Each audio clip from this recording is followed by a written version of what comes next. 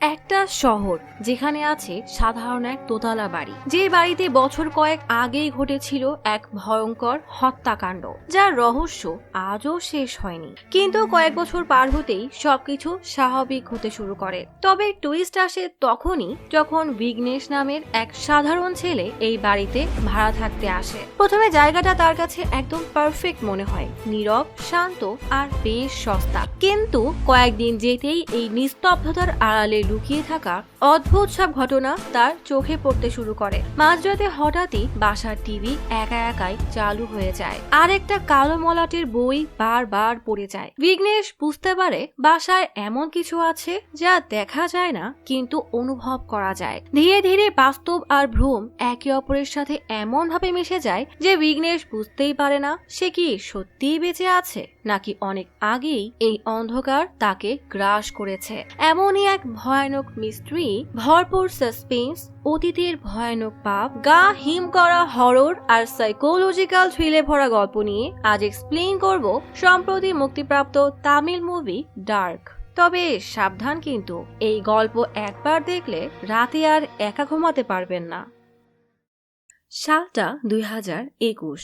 গভীর রাতে চেন্নাইয়ের এক দোতলা বাড়ির পুরনো টিভিতে গান চলছে। ড্রয়িং রুমে সোফায় বসে সতীশ রাতের খাবার খাচ্ছে। তার রুমমেট মঞ্জু চুপচাপ রান্নাঘরের দিকে চলে যায়। সতীশ টিভির শব্দ বন্ধ করে শয়তানি এক হাসি দিয়ে জিজ্ঞেস করে, কাজ হয়ে গেছে? মঞ্জু কোনো উত্তর না দিয়েই রান্নাঘরে ঠুকঠাক শব্দ করতে থাকে। সতীশ তখন হেসে মজা করতে করতে পাশের ঘরে শুয়ে বই পড়া রাকেশকে বলে, আমাদের বন্ধু হেরে গেছে। রাকেশ মজা নিয়ে বলে, খুব ভালোই হয়েছে। তখনই মঞ্জু সোফার কাছে দাঁড়াতেই সতীশ খাবার চিবোতে চিবোতেই উল্টে তাকিয়ে টিটকারির হাসি দিয়ে বলে, যাও যাও, একা একাই মজা নিতে যাও, তাহলে তো এমনই হবে। মঞ্জু মাথা বাঁকিয়ে এমন ভাবে তাকায় যেন সে তার নিজের মধ্যে নেই। সতীশ কিছু বুঝে ওঠার আগেই মঞ্জু ভারী লোহার তাওয়া দিয়ে সতীশের মাথায় সজোরে আঘাত করে। শব্দটা শুনতেই রাকেশ হকচকিয়ে ঘর থেকে বের হয়ে আসে। সামনে তাকাতেই দেখে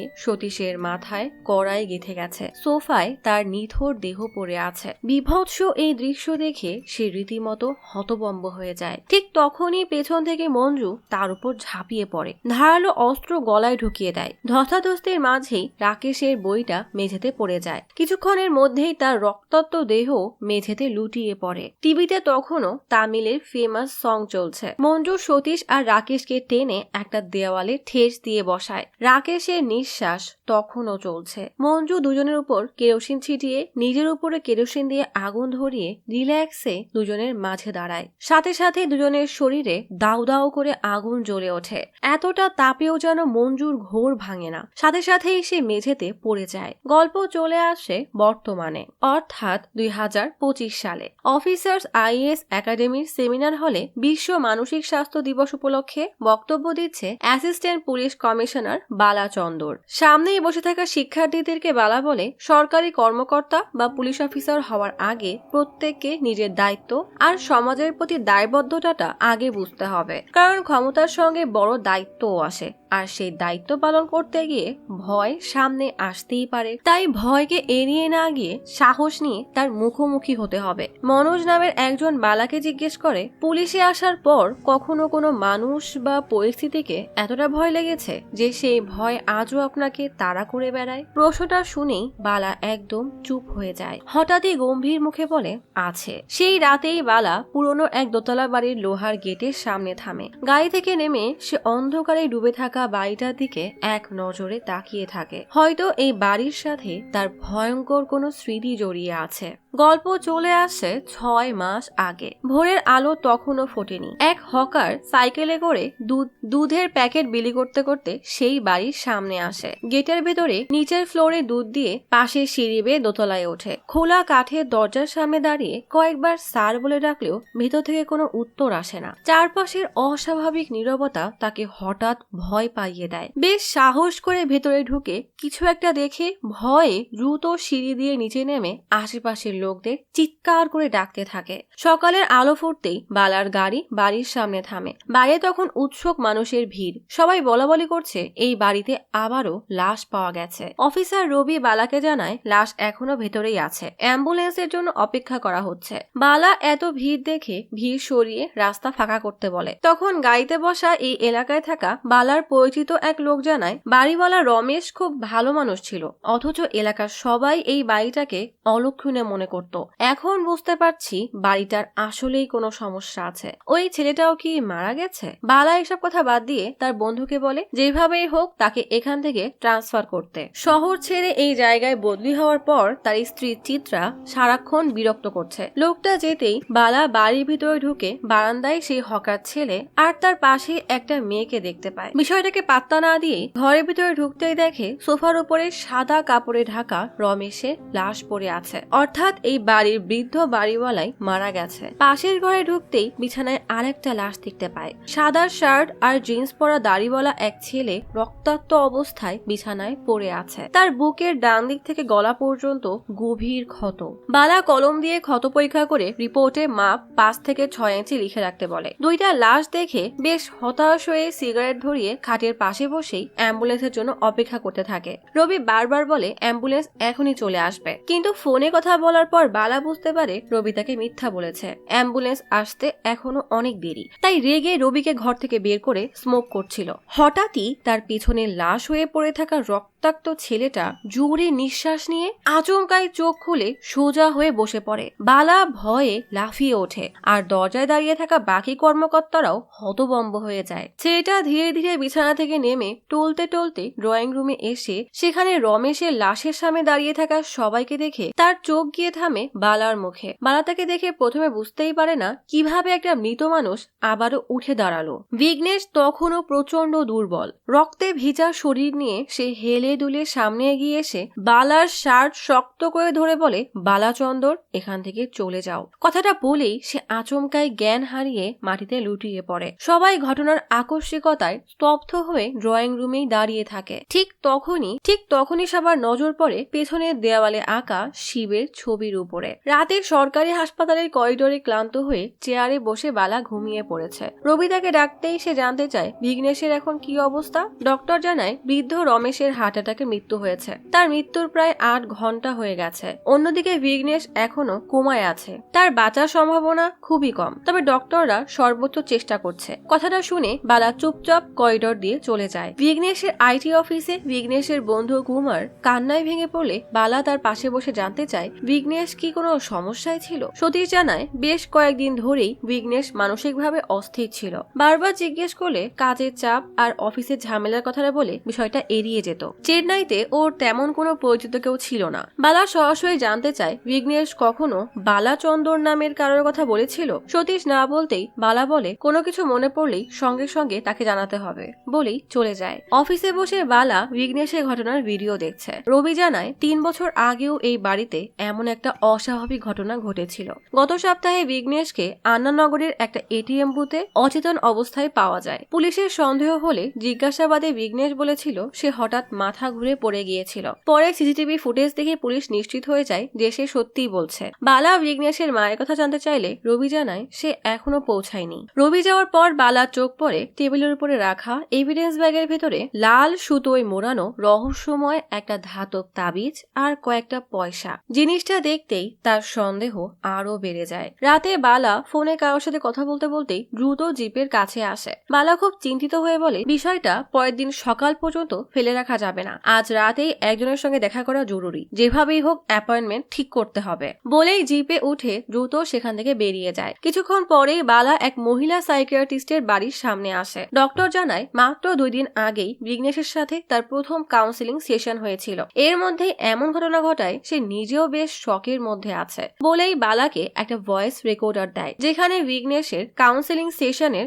অডিও আছে। ডক্টর জানায় বিঘ্নেশ মানসিকভাবে খুব বিপর্যস্ত ছিল। তার নিজের ক্ষতি ক্ষতি করে ফেলার ঝুঁকিও অনেক বেশি ছিল। তবে এসবের আসল কারণ সম্পর্কে সে ঠিক জানে না। কোনো প্রয়োজন হলে তাকে কল করতে বলে ডক্টর ভেতরে চলে যায়। বিঘ্নেশের এই রহস্যময় কেস নিয়ে বালা এতটাই চিন্তায় আছে যে জিপের ভেতরে রেকর্ডার প্লে করে দেয়। বিঘ্নেশের শান্ত আর ভারাক্রান্ত কণ্ঠ শোনা যায়। বিঘ্নেশ জানায় তার বাড়ি ব্যাঙ্গালোরে, বাবা নেই, শুধুমাত্র মা আছে। গল্প চলে আসে 27 দিন আগে। ব্যাঙ্গালোরের বাড়িতে বসে বিঘ্নেশ চেন্নাই যাওয়ার জন্য ব্যাগ গোছাচ্ছে। মা রেগে জিজ্ঞেস করে, চেন্নাইতে তো তোর মামার বাড়ি আছে, তাহলে 3 মাসের জন্য আলাদা বাসা নেওয়ার কি দরকার? বিঘ্নেশ মাকে বুঝিয়ে বলে অফিস থেকে ফিরতে মাঝে মাঝে অনেক রাত হয়ে যাবে, তাই মামার বাড়িতে থেকে তাদেরকে বিরক্ত করাটা ঠিক হবে না। মা তবুও মানতে না চাইলে বিঘ্নেশ বলে তার বন্ধু কুমার আগে থেকেই একটা বাসা দেখে রেখেছে। মাকে কোনো রকমে বুঝিয়ে গাড়িতে উঠতেই তার বন্ধুকে কল করে বকা দিয়ে বলে, তুই এখনো বাসা ঠিক করতে পারিসনি, তাহলে কি আমি রাস্তায় থাকবো?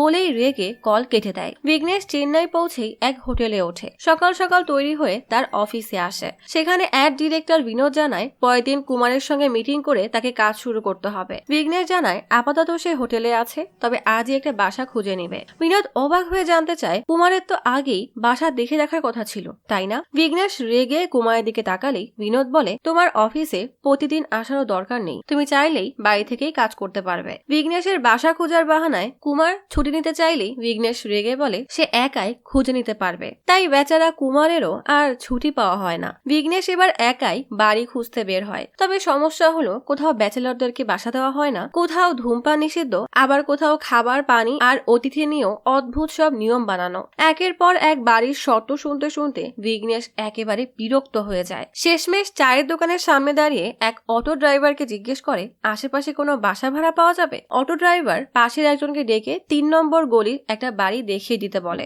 বিঘ্নেশ অটো ড্রাইভারের দেখানো 3 নম্বর গলি দোতলা বাড়ির সামনে আসতেই গেটের সামনে টুলের বোর্ড দেখে ড্রাইভারকে একটু অপেক্ষা করতে বলে ভেতরে ঢোকে। ছায়া ঘেরা উঠোন পেরিয়ে দরজায় করানাতেই চশমা পরা বাড়িওয়ালা রমেশ বেরিয়ে আসে। বিঘ্নেশ বাসা দেখতে এসেছে জানাতেই রমেশ আগে তার হাতে চাবি দিয়ে উপরে গিয়ে ঘরটা দেখে আসতে বলে। ভাড়ার কথা জানতে চাইলেও রমেশ একই কথা বলে, আগে বাসা পছন্দ হয়েছে কিনা সেটা দেখে আসো। বিষয়টায় বেশ অবাক হলেও বিঘ্নেশ দোতলায় উঠে দরজা খুলতেই স্বস্তির নিঃশ্বাস ফেলে। বিশাল সবুজ রঙের drawing room, sofa, dining table, পুরনো বইয়ের তাক, খোলামেলা রান্নাঘর আর বেশ বড় শোবার ঘর, সব মিলিয়ে বাসাটা তার আশার চেয়েও সুন্দর। এতদিন ধরে বাসা খুঁজে হয়রান হওয়ার পর এমন জায়গায় পেয়ে তার মুখে হাসি ফুটে ওঠে। তবে সে জানেও না এই সুন্দর বাড়ির আড়ালে আসলে কি ভয়ঙ্কর রহস্য লুকিয়ে আছে। বিঘ্নেশ রমেশের সাথে কথা বলতে আসলে রমেশের মেয়ে প্রীতিকে ঘরে দেখে সে মুচকি হাসে, কিন্তু কেমন যেন বিরক্তি নিয়ে চলে যায়। কিছুক্ষণ পর বিঘ্নেশ রমেশকে জানায় তার মাত্র 3 মাসের জন্য এই বাসা দরকার। এই কথা জানাতেই বেশিরভাগ বাড়িওয়ালা বাসা দেখাতেই চায় না, তাই সে আগেই বাসা দেখে নিয়েছে। কিন্তু এত সুন্দর বাড়ির ভাড়া তার বাজেটের মধ্যে হবে কিনা সেটাই সমস্যা। বলেই উঠে যেতে গেলেই রমেশ তাকে থামিয়ে বলে মাসে মাত্র 3000 টাকা ভাড়া দিও, তাতেই হবে। বিঘ্নেশ অবাক হয়ে জিজ্ঞেস করে পুরো বাড়ির ভাড়া মাত্র 3000, নাকি 30 বলতে গিয়ে ভুলে 3 বলে ফেলেছেন? রমেশ হাসতে হাসতে বলে, হ্যাঁ, পুরো ফ্ল্যাটের ভাড়াই হবে 3000 টাকা। এমন অস্বাভাবিক কম ভাড়ার কথা শুনে বিঘ্নেশ আনন্দের বদলে রীতিমতো চমকে যায়। রমেশ গম্ভীর হয়ে বলে, তুমি যখন সব সত্য বলছো আমিও তাহলে কিছু লুকাবো না। আসলে কয়েক বছর আগে এই বাড়িতে 3 জন ছেলে ভাড়া নিতে এসেছিল। পরে কোনো এক অজানা কারণে তাদের একজন বাকি 2 জনকে নির্মম ভাবে খুন করে আর নিজেও আগুনে পুড়ে মারা যায়। এই ভয়ঙ্কর ঘটনার কারণেই বাড়িটা নিয়ে মানুষের মনে ভয় তৈরি হয়েছে, তাই এত কম ভাড়ায়ও কেউ থাকতে চায় না। আমি বহুদিন ধরে বাড়িটা বেচার চেষ্টা করছি, কিন্তু এইসব ভূতের কাহিনীর জন্য কেউ বাড়ি নিতেই চায় না। ওই ঘটনার পর এক কাপল ভাড়া নিয়েছিল, তবে তারা সেই রাতেই বাড়ি ছেড়ে পালিয়ে যায়, কারণ তাদের মতে সেই 3 ছেলের আত্মা আজও ওই ফ্ল্যাটের মধ্যেই আছে। সব জানার পরও বিঘ্নেশ হেসে এই মাসের ভাড়া অ্যাডভান্স দিয়ে দেয়, কারণ সে এসব ভূতের গল্পে বিশ্বাস করে না। নতুন বাড়িতে উঠে বিঘ্নেশ বারান্দায় দাঁড়িয়ে মায়ের সাথে ফোনে কথা বলে জানায় বাড়িটা তার বেশ পছন্দ হয়েছে। কলকাতার পরই কুমার বলে চল আজ ড্রিঙ্কস করি, কিন্তু ড্রিঙ্কস কেনার জন্য বিঘ্নেশের কাছে টাকা চাইতেই সে সরাসরি মানা করে দেয়। কুমার মজা করে বলে বিঘ্নেশ ড্রিঙ্কসের টাকা দিবে ভেবেই সে এই বাড়ির সবকিছু সহ ওয়াশরুম পরিষ্কার করে দিয়েছে, অথচ নিজের বাড়ির ওয়াশরুম সে কখনো পরিষ্কার করেনি। বিঘ্নেশ তবুও টাকা না দেওয়ায় কুমার অভিমান করেই চলে যায়। রাতে বিঘ্নেশ ল্যাপটপে কাজ করার সময় হঠাৎই পুরো বাড়ির বিদ্যুৎ চলে যায়। অন্ধকারে সিগারেট হাতে বারান্দায় এসে নিচে রমেশের মেয়ে প্রীতিকে দেখতেই তাকে বলে রমেশকে ডেকে দিতে। রমেশ এসে জানায় বাড়িতে মাঝে মাঝে বিদ্যুতের সমস্যা সমস্যা হয়, তাই বিঘ্নেশ যেন মোমবাতি কিনে রাখে। কথা শেষ করার আগেই বিদ্যুৎ চলে আসে। রমেশ বিঘ্নেশকে নিচে এসে রাতের খাবার খাওয়ার জন্য বললেও সে খাবার অর্ডার করেছে বলেই বিষয়টা এড়িয়ে যায়। রমেশও আপন মনে গুনগুন করতে করতে বাইরে চলে যায়। পরের দিন সকালে ঘুম থেকে উঠে বিঘ্নেশ স্থানীয় মুদি দোকানে এসে তার বাড়িতে প্রতিদিন 1 প্যাকেট দুধ পৌঁছে দিতে বলে। সেখান থেকে চলে আসে শুটিং স্পটে। অ্যাড ডিরেক্টর বানু তার নতুন সিনেমার গল্প নিয়ে বলে, এটা এমন একটা ভালোবাসার গল্প যেখানে এতটা পাগলামি থাকবে যে এমন সিনেমা আগে কেউ কখনো দেখেনি। গল্পের শুরুতেই নর্দমায় পড়ে যাওয়া এক মেয়েকে বাঁচাতে নায়ক নর্দমা থেকে উঠে আসে।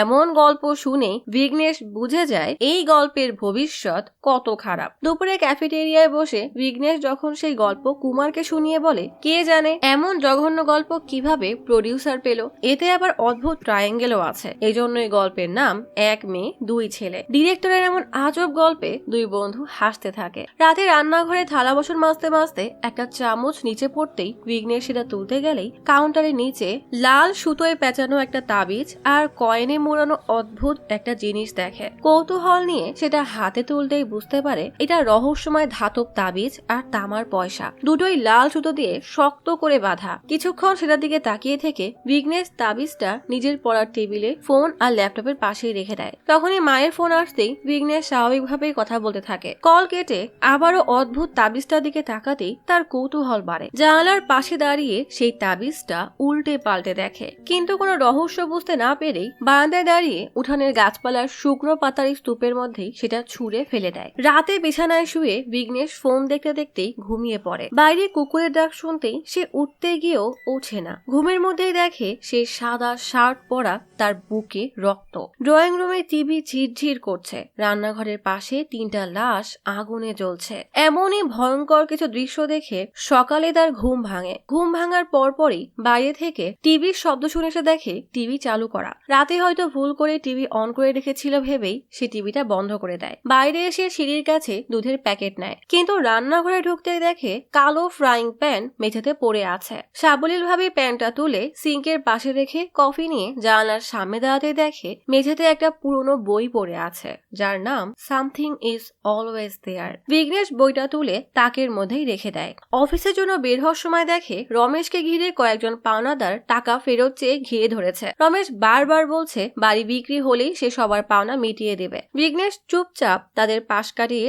অফিসে বেরিয়ে যায়। অফিসে এসেই কুমারের হাতে একটা হার্ড ড্রাইভ দিয়ে প্রয়োজনীয় প্লাগ ইন ইনস্টল করতে বলে, কিন্তু কুমারের মুখ দেখে বিরক্ত হয়ে জানিয়ে দেয় এবার থেকে সে বাড়িতে বসেই কাজ করবে। দুপুরে বাজার করে বাড়ি ফিরে খাবার খেয়ে কিছুক্ষণ টিভি দেখে সে আবারও তার কাজে বসে। গভীর রাতে কাজ করার সময় আচমকাই রান্নাঘর থেকে বিকট শব্দ আসে। পেছনে তাকিয়ে বিঘ্নেশ দেখে সেই কালো ফ্রাইং প্যান আবারও মেঝেতে পড়ে আছে। বেশ বিরক্ত হয়ে ল্যাপটপ বন্ধ করতেই মুহূর্তের মধ্যেই ঘরের সব আলো নিভে যায়। বেশ বিরক্তি নিয়ে সিগারেট ধরানোর সাথে সাথেই এক বিভৎস কালো অবয়ব এসে ফু দিয়ে আগুন নিভিয়ে গায়েব হয়ে যায়। প্রচন্ড ভয়ে বিঘ্নেশ লাইটার জ্বালিয়ে চিৎকার করে জানতে চায় কে এখানে। তখনই হঠাৎ বিদ্যুৎ চলে আসে। হঠাৎ পুরনো টিভি একা একাই চালু হয়ে যায়। সেদিন 3 বন্ধু রহস্যময় মৃত্যুর সময় যে গান বাজছিল সেই একই পুরনো তামিল গান বাজতে শুরু করে। ভয়ে বিঘ্নেশ টিভি বন্ধ করে দৌড়ে শোবার ঘরে ঢুকে দরজা বন্ধ করে দেয়। সাথে সাথে কালো মলাটের বইটা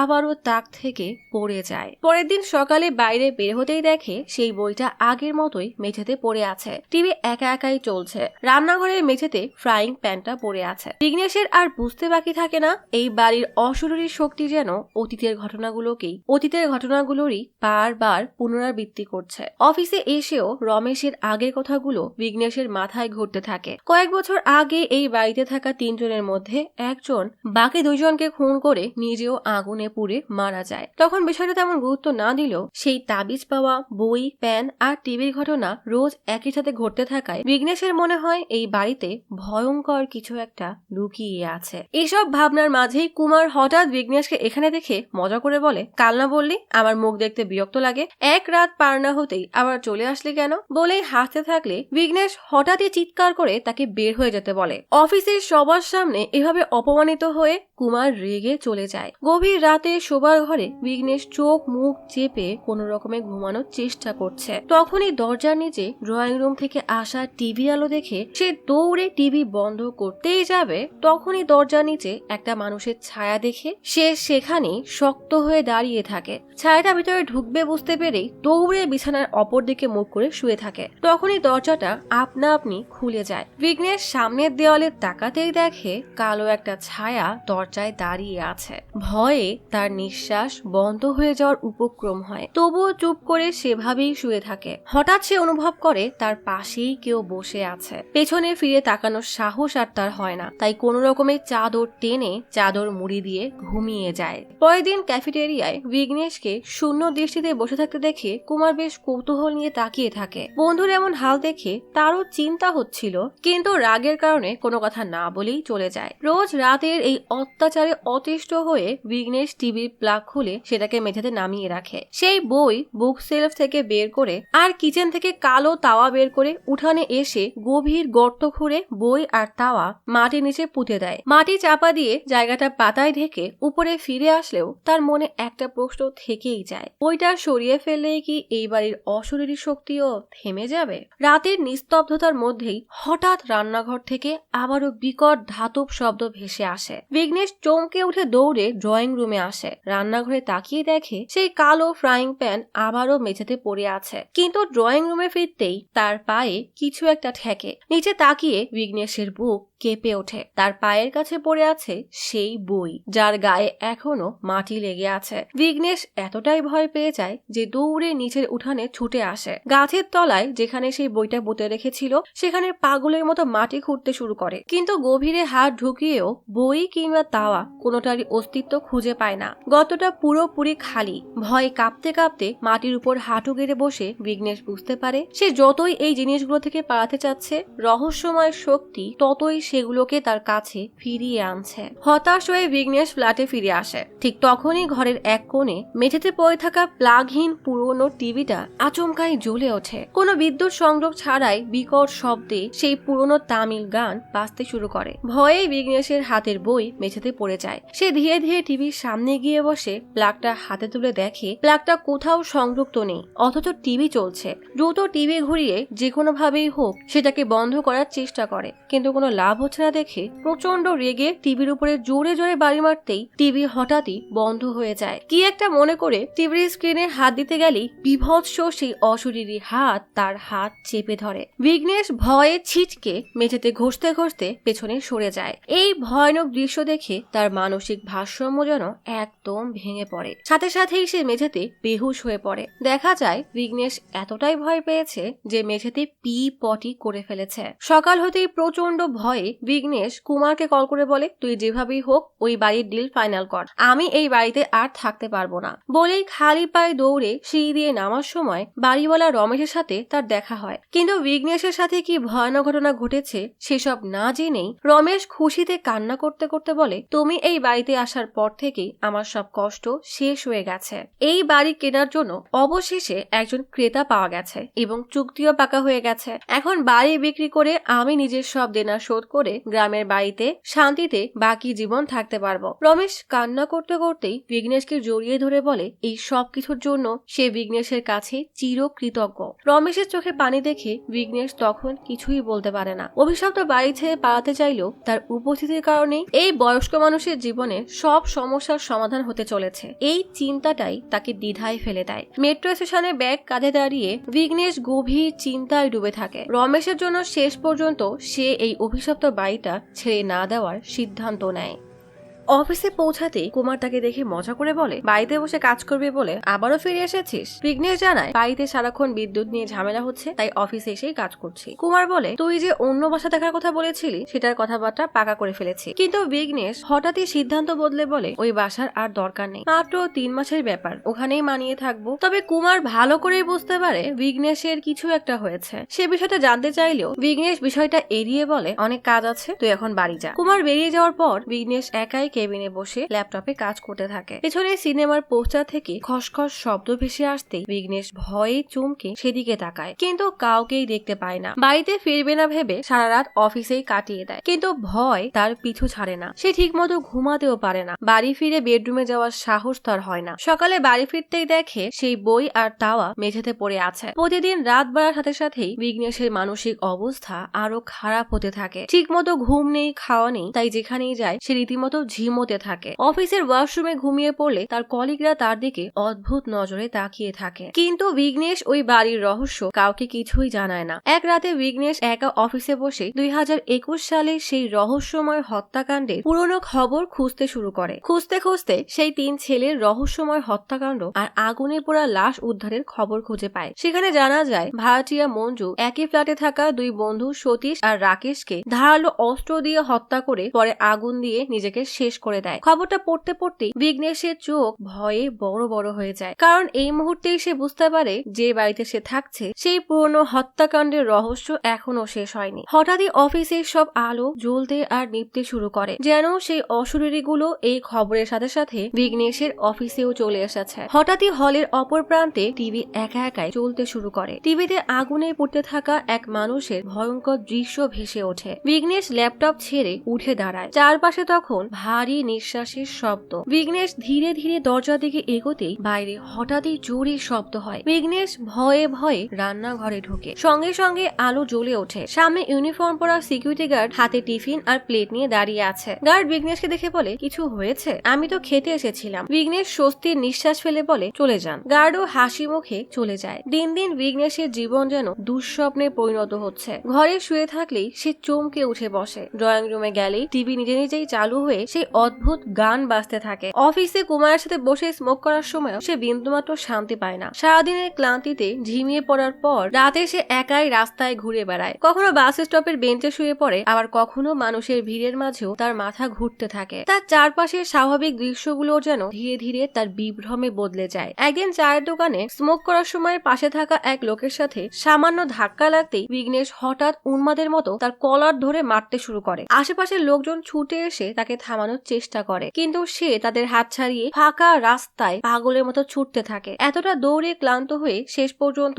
আন্নানগরের একটা এটিএম বুথে ঢুকে মেঝেতে লুটিয়ে পড়ে অজ্ঞান হয়ে যায়। সিসিটিভিতে তখন সময় রাত 7:37। কিছুক্ষণ পর পুলিশ আর অন্যান্য কনস্টেবলরা সেখানে এসে তাকে উদ্ধার করে জিপে তুলে নেয়। পরের দিন সকালে একটা স্কেচের উপরে মাথা এলিয়ে বিঘ্নেশের জ্ঞান ফেরে, কিন্তু তার মানসিক অবস্থা তখন আরো ভয়াবহ হয়ে উঠেছে। সিনেমা শুটিং ফ্লোরে তখন চলছে আর এক সমস্যা। বিঘ্নেশ মুভির যে ফার্স্ট লুক পোস্টার বানিয়েছে সেটা দেখেই ডিরেক্টর হতবাক হয়ে যায়। রোমান্টিক সিনেমার পোস্টারে নায়িকার বদলে 3 ছেলের বিভৎস ছায়া, চারপাশে অন্ধকার আর রক্তের দাগ। ডিরেক্টর বিরক্ত হয়ে বলে, আমরা রোমান্টিক ছবি বানাচ্ছি, কোনো ভূতের ছবি না। কুমার দ্রুত পরিস্থিতি সামলে বলে, স্যার আজ রাতের মধ্যে আরো 2টো নতুন ডিজাইন তৈরি করে দিব। ঠিক তখনই সিনিয়র প্রডিউসার পোস্টার দেখে বলে, ভালোবাসার সিনেমা আর ভূতের সিনেমা দুটো আসলে একই জিনিস, কারণ ভালোবাসা ভয়ঙ্কর। বলেই বিঘ্নেশের দিকে তাকিয়ে বলে, গন্ডগোলটা তো ওর মধ্যেই লুকিয়ে আছে। ও নিজের মনের অবস্থার সঙ্গে মিলিয়েই ডিজাইনটা বানিয়েছে। তবে আমি বলছি এটা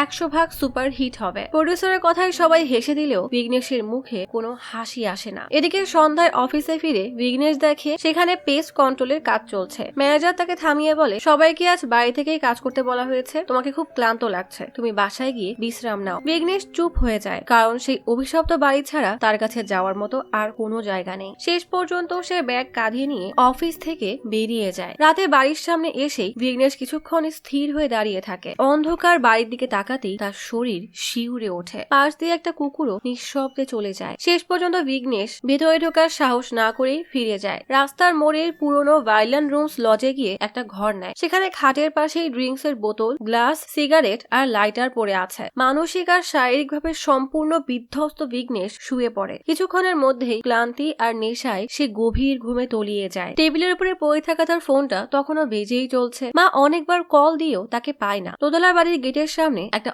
অটো রিক্সা এসে থামে। অটো থেকে বিঘ্নেশের মা নেমে উপরে ফ্ল্যাটে এসে তালা ঝুলতে দেখেই নিচতলায় রমেশের বাড়িতে কর্নারতেই প্রীতি দরজা খোলে। মা প্রীতিকে জানায় বিঘ্নেশকে বারবার কল করেও পাচ্ছে না, উপরে কোনো অতিরিক্ত চাবি আছে। প্রীতি একটা চাবি এনে দেয়। যাওয়ার সময় প্রীতি বলে, কাল সকালে আমাদের সাথে নিচে এসে খেয়ে যাবেন। মা হেসে চাবি নিয়ে সিঁড়ি বেয়ে উপরে ওঠে। দরজা খুলেই ড্রয়িং রুমের আলো জ্বালাতেই বিঘ্নেশের মায়ের চোখে পড়ে ঘরের অগোছালো অবস্থা। টেবিলের ছাইদানিতে সিগারেট রাখা, অদ্ভুত স্কেচ, মেঝের সিআরটি টিভি আর রান্নাঘরের ইটো বাসন দেখে তার মুখ ভার হয়ে যায়। ছেলের এমন অবস্থা দেখে মা নিজেই সব পরিষ্কার শুরু করে। একে একে সব বাসন মেজে গুছিয়ে রাখে, টেবিল পরিষ্কার করে আর ময়লাগুলো কালো পলিথিনে ভরে ফেলে। কাজ শেষ করে ক্লান্ত শরীরে শোবার ঘরে বিছানায় গিয়ে শুয়ে পড়ে। গভীর রাতে চারপাশ নিস্তব্ধ। হঠাৎ শোবার ঘরের দরজার নিচ থেকে আলো ছায়া নড়াচড়া করতে থাকে। অন্ধকারের মধ্যেই ভেসে আসে অস্বাভাবিক ফিস ফিস ডাক। ঘুম ভেঙে যেতেই মা ভাবে বিঘ্নেশ হয়তো ফিরে এসেছে। তাড়াতাড়ি উঠে দরজা সামান্য ফাঁক করে বিঘ্নেশকে ডাকে। কোনো উত্তর না পেয়ে সে বাইরে তাকায়। ঠিক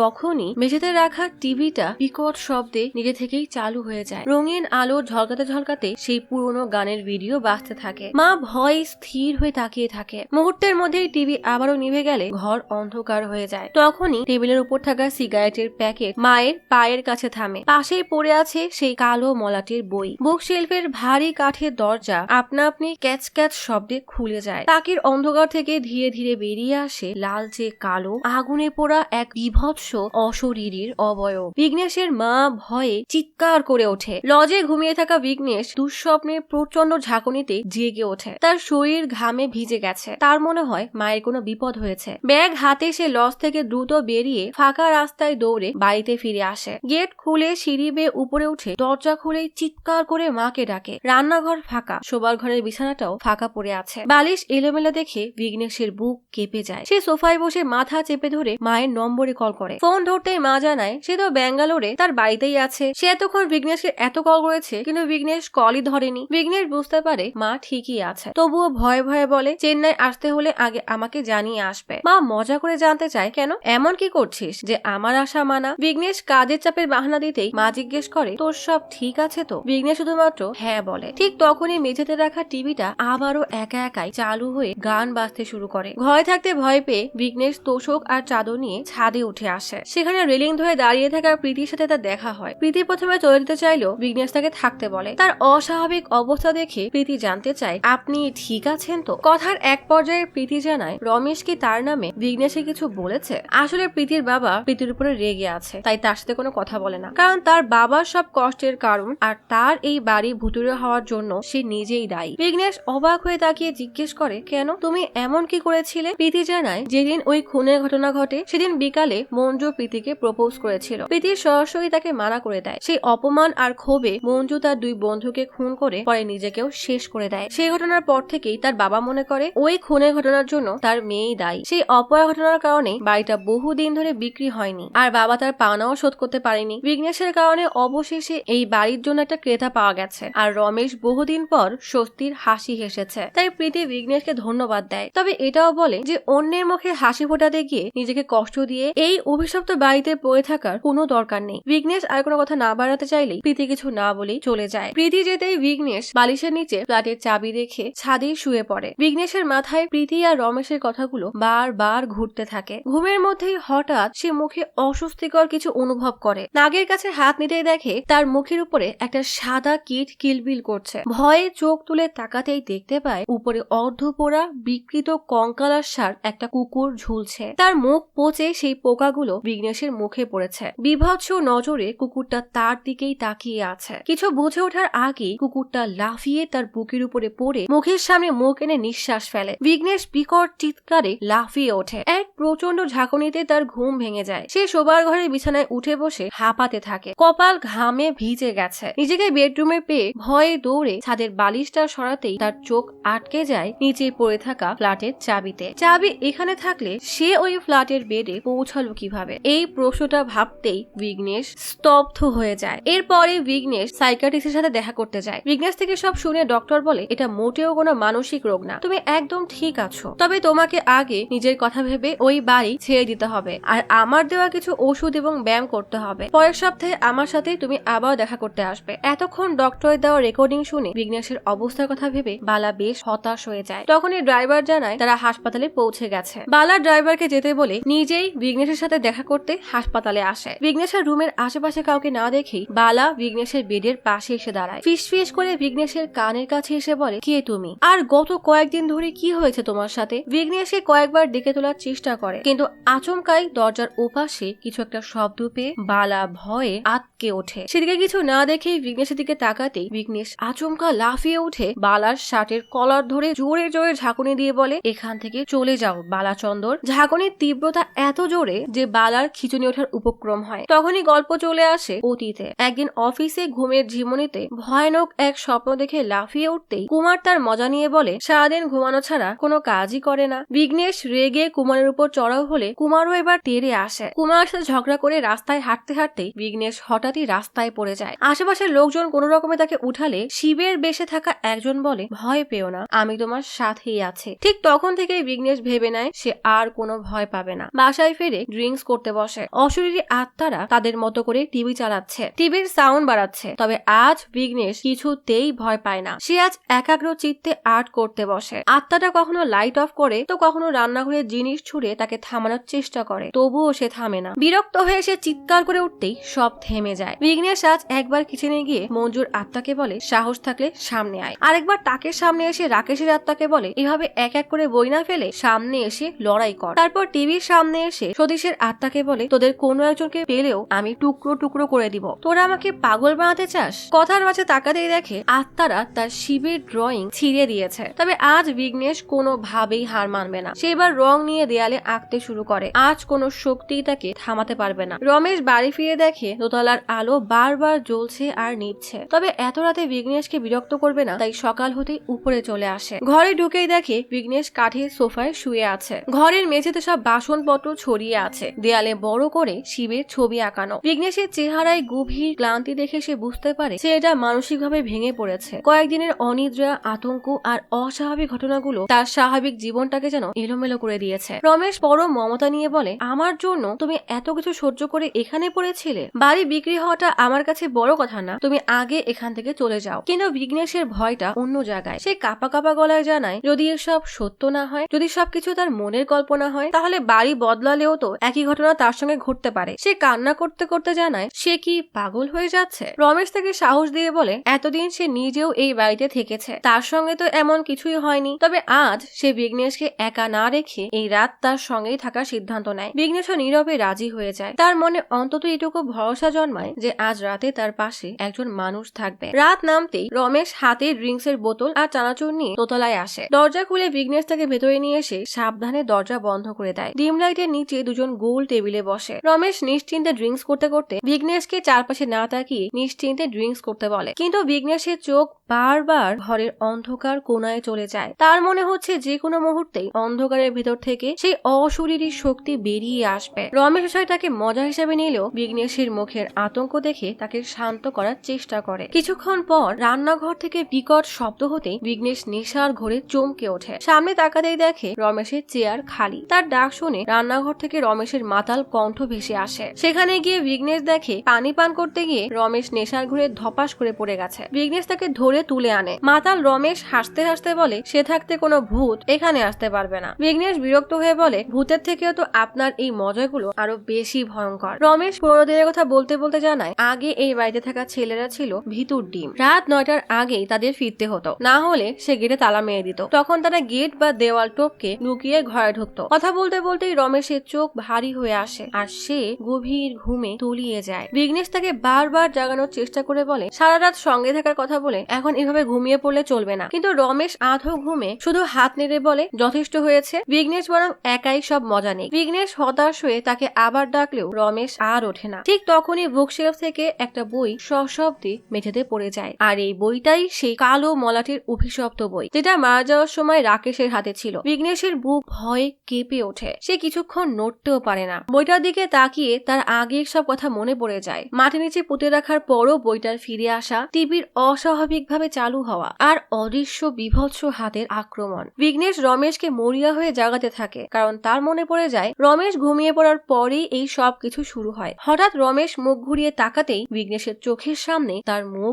আগুনের ঝলসে বিকৃত হয়ে যায়। সেই বিভীষিকা মুহূর্তেই বিঘ্নেশকে 2021 সালের রহস্যময় সেই হত্যাকাণ্ডের স্মৃতিতে নিয়ে আসে। সে দেখতে পায় সতীশের মাথায় কড়াইয়ের আঘাত, রাকেশের গলায় চাকু ঢুকিয়ে মৃত্যু, আগুনে পুড়ে যাওয়া মঞ্জু আর শোবার ঘরে রক্তাক্ত অবস্থায় বিছানায় পড়ে থাকা তার নিজেরই নিথর দেহ। দৃশ্যগুলো এত দ্রুত তার চোখের সামনে ভেসে ওঠে যে কোনটা বাস্তব আর কোনটা স্মৃতি সেটাই সে বুঝতে পারে না। আগুনের তাপ, মৃত্যুর ভয় আর সেই 3 ছেলের মুখ একসাথে তার মাথার ভেতরে ঘুরতে থাকে। প্রচন্ড ঝাঁকুনিতে বিঘ্নেশের জ্ঞান ফিরে আসতেই দেখে সে আসলে এতক্ষণ যা দেখেছে তা ছিল স্বপ্ন। রমেশ সোফায় একদম সাবলীল ভাবে ঘুমিয়ে আছে, কিন্তু শোবার ঘরের দরজার সামনে গিয়েই তার শরীর ঠান্ডা হয়ে যায়। বিছানায় কয়লার মতো পোড়া একটা মৃতদেহ পড়ে আছে, যার মুখ দেখতে হুবহু তার মতো। তার চারপাশে দাঁড়িয়ে আছে মঞ্জু, সতীশ আর রাকেশ। বিঘ্নেশ ধীর পায়ে মঞ্জুর পাশ কাটিয়ে ড্রয়িং রুমের দিকে যাওয়ার সময় দরজার চৌকাঠেই বসে পড়ে। তার হাত কাঁপছে,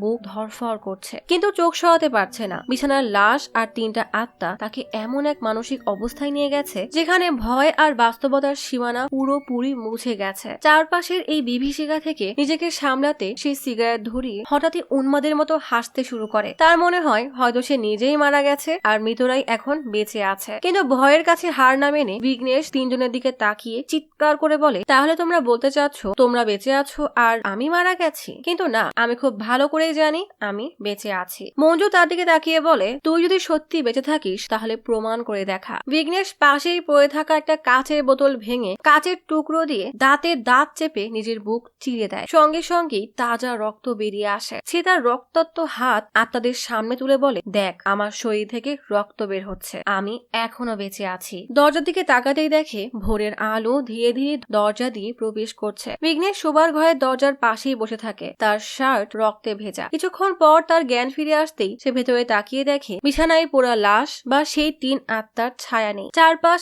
এখন একদম শান্ত হয়ে গেছে। নিজের রক্তের দাগ অনুসরণ করে সে ড্রয়িং রুমে আসে। সোফার চাদর গায়ে দিয়ে রমেশকে ঘুমাতে দেখে তার মনে স্বস্তি ফিরে পায়। বিঘ্নেশ আলতো করে তার কাঁধে হাত রেখে বলে, বাড়িটা বিক্রি করে দিন। কিন্তু রমেশ কোনো উত্তর দেয় না। রমেশের গালে হাত দিতেই বিঘ্নেশ বুঝতে পারে তার শরীর বরফের মতো ঠান্ডা হয়ে আছে। রাতে ঘুমের মধ্যে হৃদরোগে আক্রান্ত হয়ে রমেশ মারা গেছে। তখন বিঘ্নেশ বুঝতে পারে রাতের অতিপ্রাকৃত দৃশ্যগুলো সম্ভবত রমেশের মৃত্যুর পূর্বাভাস ছিল। তাই সে মেঝেতেই বসে পড়ে। বিঘ্নেশ সেখান থেকে উঠে বেডরুমে এসে নতুন শার্ট পরে বিছানায় বসে। সেখানে বেশ কিছুক্ষণ বসার পর সে বিছানায় শুয়ে পড়ে, কারণ আজ তার মনে আর কোনো ভয় নেই, কোনো ক্লান্তি নেই, শুধু আছে অনেকগুলো ঘুম। তাকে অনেক ঘুমাতে হবে। গল্প চলে আসে বর্তমানে। হাসপাতালে ডক্টররা সিপিআর আর অক্সিজেন দিয়ে বিঘ্নেশকে বাঁচানোর চেষ্টা করছে। ডক্টর জানায় তার পালস আছে, তাকে দ্রুত ভেন্টিলেটরে নিতে হবে। বালা দেয়ালের সাথে হেলান দিয়েই বসে আছে। সবকিছু শুনে সে নিজেই হতাশায় ডুবে গেছে। বালা হাসপাতালের বাইরে রবিকে বলে, তুমি ওই ভদ্রলোকের মেয়ের ব্যাপারে জিজ্ঞাসাবাদ করেছো তাই না? এখনই আমার সামনে থেকে দূর হয়ে যাও, তুমি আসলে কিছুই জানো না। একথা বলেই বালা সেখান থেকে বের হয়ে যায়। বালা টর্চ হাতে রমেশের বাসার নিচতলার প্রত্যেকটা ঘর ভালো করে খুঁজতে শুরু করে। দেওয়ালে টাঙানো পারিবারিক ছবিতে রমেশ, তার স্ত্রী আর প্রীতির ছবি দেখা যায়। বাকি ঘরগুলো খোঁজার সময় পুরনো টাইপরাইটারের ড্রয়ারে খবরের কাগজের কাটিং থেকে সে জানতে পারে 22 জুলাই 2004 সালে প্রেমিকের ধোকায় 21 বছরের প্রীতি নিজেকে শেষ করেছিল। সেখানে প্রীতির হাতে লেখা নিজেকে শেষ করার নোটও পাওয়া যায়, যেখানে প্রীতি লিখেছিল, বাবা আমাকে মাফ করে দিও, আমি তোমাকে অনেক কষ্ট দিয়েছি। গল্প চলে আসে 2004 সালে। প্রীতি জানায় ভাড়াটিয়া প্রভুর প্রেমে পড়ে সে গর্ভবতী হয়ে গিয়েছিল, কিন্তু প্রভু তাকে আর তার অনাগত সন্তানকে ফেলে চলে যায়। বিশ্বাসঘাতকতার যন্ত্রণা সহ্য করতে না পেরে প্রীতির শেষ পর্যন্ত নিজেকে শেষ করা ছাড়া আর কোনো উপায় ছিল না। বালা ডায়েরি পড়ে স্তব্ধ হয়ে প্রীতির ছবির দিকেই তাকিয়ে থাকে। ঠিক তখনই অন্ধকার ঘর থেকে প্রীতি বালা বলে ডেকে ওঠে। বালা টর্চ ঘুরিয়ে জিজ্ঞেস করে, কে ওখানে? বালা রান্নাঘরের দিকে টর্চ মারতেই দেখে কেউ একজন দাঁড়িয়ে আছে, তার হাতটা রক্তে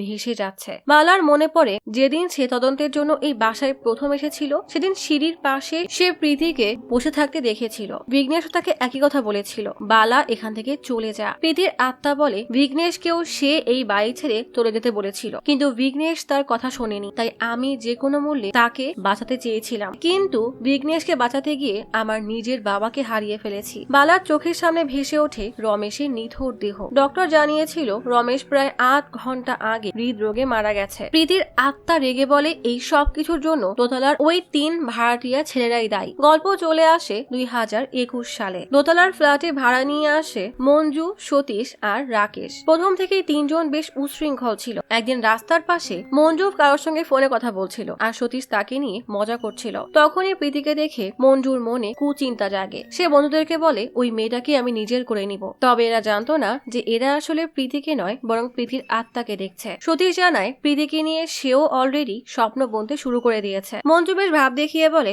1 মাসের মধ্যেই সে ওই প্রীতিকে নিজের করে দেখাবে। অপরদিকে গাছের নিচে দাঁড়িয়ে থাকা প্রীতি বুঝতে পারে তিনজনের নোংরা দৃষ্টি তাকে ঘিরে ফেলেছে। তাদের আচরণ আর বহু বছরের পুরনো ক্ষত আবারও জাগিয়ে তোলে। সে এই তিনজনের মধ্যেই তার সেই বিশ্বাসঘাতক প্রেমিক প্রভুকে দেখতে পায়। প্রভু যেভাবে তাকে ভালোবাসা নামে প্রতারণা করেছিল, মঞ্জুদের আচরণ সেই অপমানের স্মৃতি আরো তীব্র করে তোলে। প্রীতির আত্মা বলে ওদের নোংরা নজর আমার ভেতরে নিভে যাওয়া ক্ষোভের আগুন আবারও জ্বালিয়ে দিয়েছিল।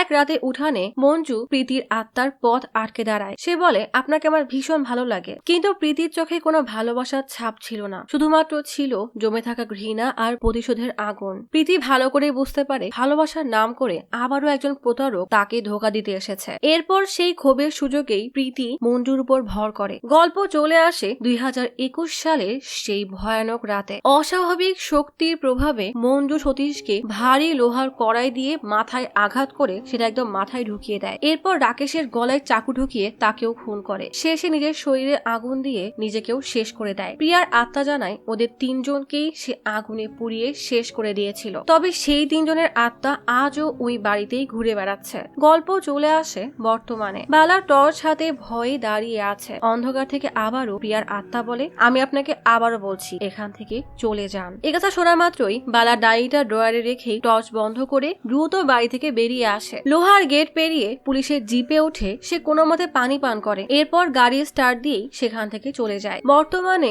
সেই গেটের সামনে দাঁড়িয়েই অতীতের সেই কথাগুলো মনে করতে করতে বালা শেষবারের মতো অভিশপ্ত বাড়ির দিকেই তাকিয়ে থাকে। তখনই দেখা যায় নিচের ফ্ল্যাটে জানালার সামনে প্রীতির আত্মা দাঁড়িয়ে আছে। বেশ কিছুক্ষণ বালার দিকে তাকিয়ে থেকে প্রীতি সেখান থেকে চলে যায়। প্রীতি চলে গেলে বালাও সেখান থেকে চলে যায়। অন্ধকারে একা দাঁড়িয়ে থাকে এই অভিশপ্ত দোতলা বাড়িটি, আর জানালার মৃদু আলো ধীরে ধীরে মিলিয়ে যায়। অর্থাৎ এই বাড়ির অভিশাপ আজও রয়ে গেল।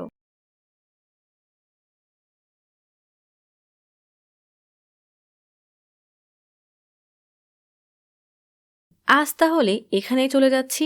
শীঘ্রই ফিরবো নতুন অথবা পুরাতন ইউনিক কোনো মুভির গল্প নিয়ে। ফিরে আসা পর্যন্ত লাইক, কমেন্ট এবং সাবস্ক্রাইব করে অচিরার গল্পসপের সাথেই থাকুন। পাশে থাকা বেল আইকনটি ক্লিক করে রাখুন।